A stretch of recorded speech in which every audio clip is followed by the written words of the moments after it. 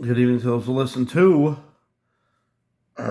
It's December 11th, 2025. It's 11:47 p.m. This is a video from Richie from Boston, and he also has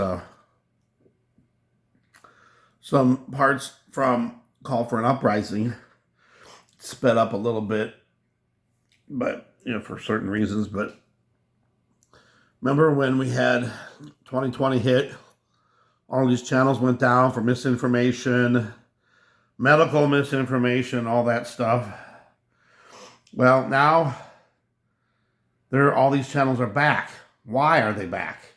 I'll tell you why they're back. And, Richie from Boston is absolutely right when he says these channels are back because they don't care no more and they want people to express their opinions, express their thoughts, express their beliefs.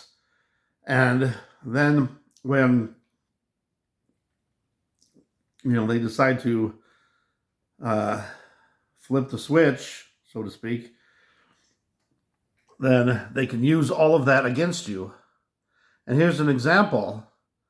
They're already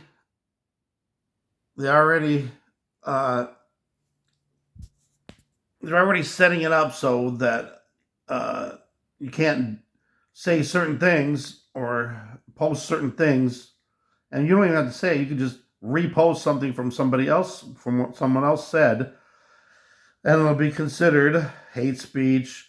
It can be considered misinformation, all that. And they can stop you from traveling. They can call you a domestic terrorist. Hopefully I can get this in. There it is.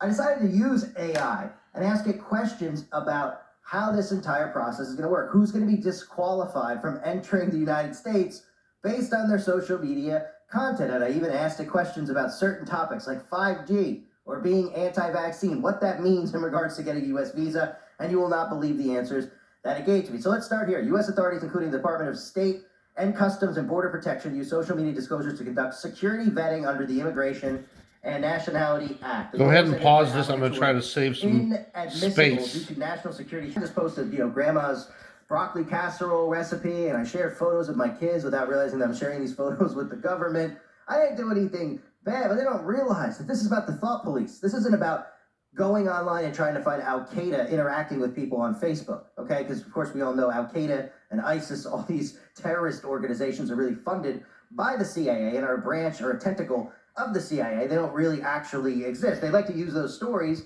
so that people hear, well, they arrested this kid. He was online networking with ISIS, so the police showed up at his house. And everyone goes, that's great that the government stepped in, the FBI stepped in.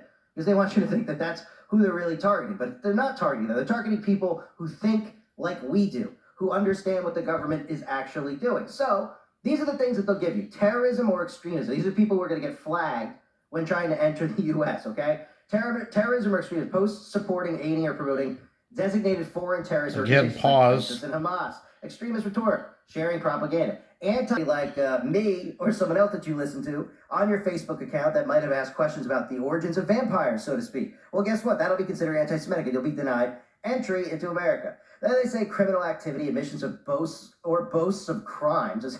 Well, people are pretty dumb these days, so I guess people here in America, right? And then you go into start deep diving. You start asking the AI robot about certain views and how that's going to work with entering the United States and getting a visa. Well, how about anti-vaccine views? It says, what triggers scrutiny? Posts calling vaccines government bioweapons, urging mass non-compliance, or linking them to conspiracies, depopulation plots that imply hostility to U.S. public health policies, mild skepticism, quote, I'm concerned about side effects, is low risk, but extremism, especially if tied to violence or groups like anti-vax militias, raise alarm. Where are there anti-vax militias? Where's there any militia in the United States of America? I mean, if they tell you that there is a militia somewhere, it's their militia that they've made up, because there's no militias in America. They wouldn't allow you to even get close enough to form a militia because they're monitoring and tracking all of us. So if anybody was like, hey, how about 50 of us get together armed, we start a militia, right? We'll pretend like we're going to be the new Waco. Well, you'd be killed and shot immediately, and they put propaganda out there saying why they did it, and everybody would agree, because they'd say, well, these people are going to overthrow the White House, these people were going to go to a gay pride parade, these people, and everyone would go, yep, good thing we got rid of them, right? So has anyone heard of an anti-vax militia? I'll give you a break. An anti-vax militia. Misinformation, ironically, while targeting fact checkers. Misinformation. Focus on this as false vaccine claims We're central to 2020 through 2025 censorship. When people like us talk about 5G, people's heads spin.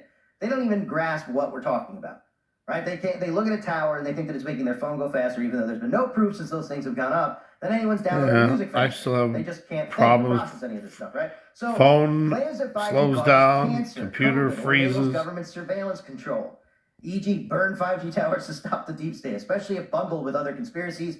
This echoes. We'll leave links pinned in the comment below for a Call for an Uprising's channel, as well as Too Lazy to Try's channel. And if you've got the time, listen to it, because Call for an Uprising goes on for another 25 minutes explaining this enormous trap that they're putting up around us right now, telling us that they're trying to save us from people coming into our country that are bad.